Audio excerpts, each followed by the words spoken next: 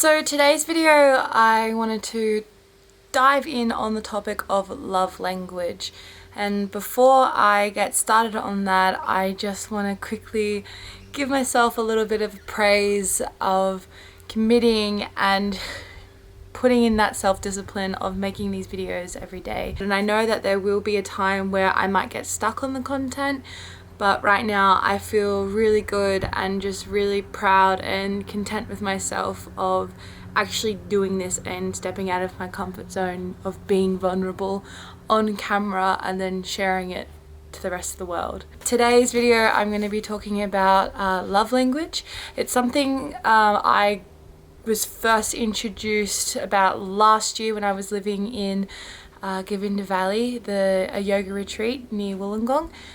And I just thought it was really interesting, the whole concept behind it. Love language is how you wish to receive love from your partner or maybe your friends, and definitely from yourself as well. And when you recognize what your love language is, it can be a little bit easier to communicate this with those people. Sometimes you may find yourself realizing that the person that you love may want to receive that love in a certain way, and that is completely foreign to you.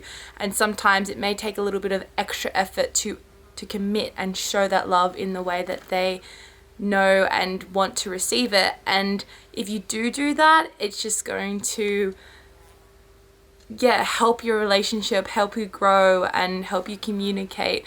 Now, I'm saying all this from a singles perspective, but I know that if you put in that effort and step out of your comfort zone to show someone that you care about them in the way that they most or best receive, it can only do wonders, and it can only just strengthen your relationship. There are 5 concepts or ideas to love language. The first one is words of affirmation. This is saying supportive things to your partner or the person that you love to show appreciation, your support.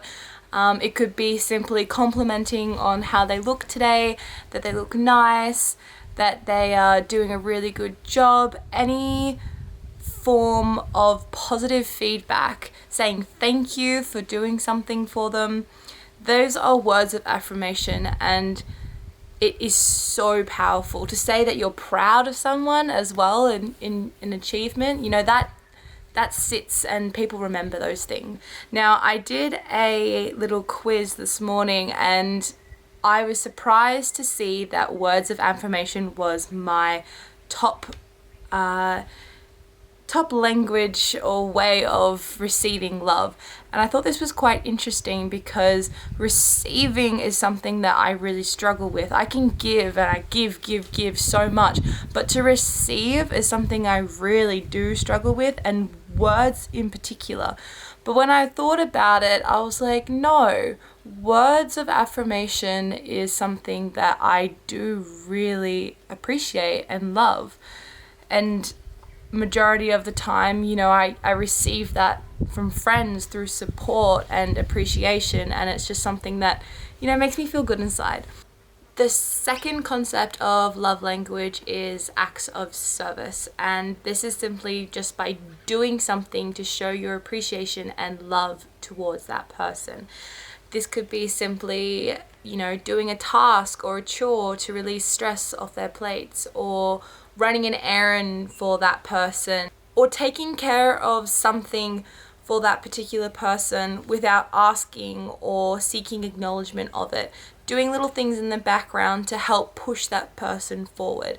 I know this is something that I do really value, not so much seek within a person, but I do value it, and I definitely know that this is a way that I show my love to other people. The third concept of love language is receiving gifts. Now, this could be, you know, buying something that they cannot afford and have always wanted, or maybe seeing something that you have found during your day's journey that reminded you of that person and gifting it to them.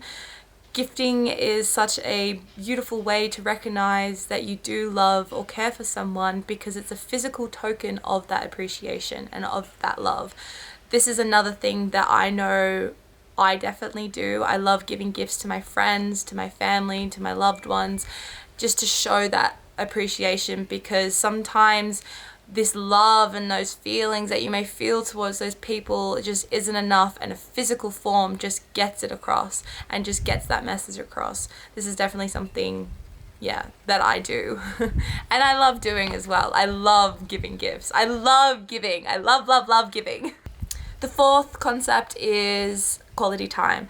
Now, I know that this concept of quality time is very vague and can be different between you and your partner. And for me, quality time is, not being on your phone, being in the moment and connected with that person.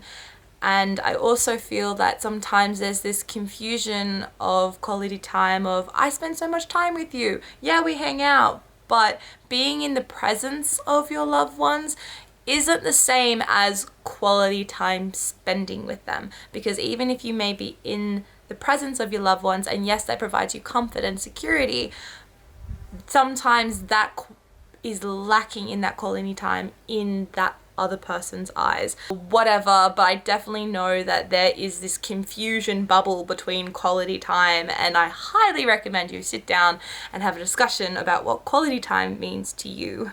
The last concept of love language is physical touch, and that's quite obvious. That's being quite close to someone, showing your affection towards someone, and this could be simply through holding hands, a kiss, a hug, sitting close to each other on a couch, that physical touch and just that embracing of that person you love or appreciate.